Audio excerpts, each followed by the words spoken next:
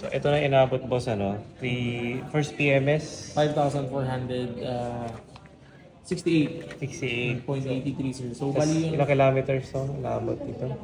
first kilometers natin 3809, 3 3. months or 5,000 whichever counts first naman siya.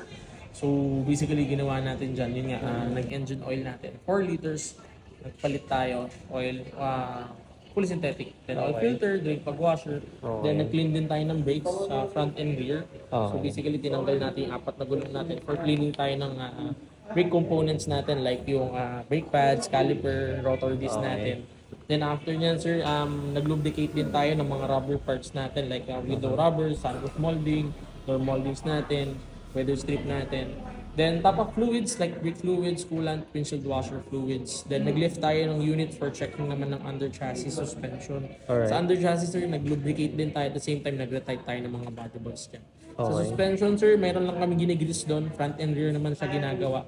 Then the TPMS sensor, then the PSI. Then software update, okay na tayo sir. Meron tayong G-Pack sa system. So Prime Video, TikTok, Free yun? Yes sir, free yun. Kasama naman sa PMC. Okay. Then okay na sir, na full charge na din natin yung unit. Yun, ayos. Tapos may car wash pa, di ba? Yes sir, may cash. Yeah. Winax nyo ba? Winax nyo? Home wash lang. Home wash lang. Okay. Well, thank you. BYD BGC, no? Yes sir. Thank you very much. Napakabilis lang din. Parang 4 hours lang, no? Oo sir. Bali sir, ang next PMS na natin will be July 2026. Any dates naman yan. Or pwede ko naman kayo pa-schedule na ulit. Then, or 10,000 HEV or 20,000 combine, whichever comes first naman yun, kung ano mauna. Total mileage nyo ngayon or total combine nyo ngayon is 3,809. So, kailangan makabalik kayo sa akin by 20,000.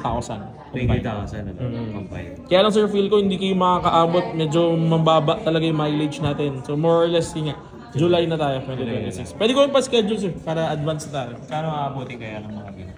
Ano sir, usually pag second PMS natin for C-Line, 7,200. Yung fuel filter kasi papalitan natin, then the air filter, kasama na siya. Sige, thank you very much. See you by July. So yan guys, 5,000, little less 5,500 lang inabot first PMS. Thank you.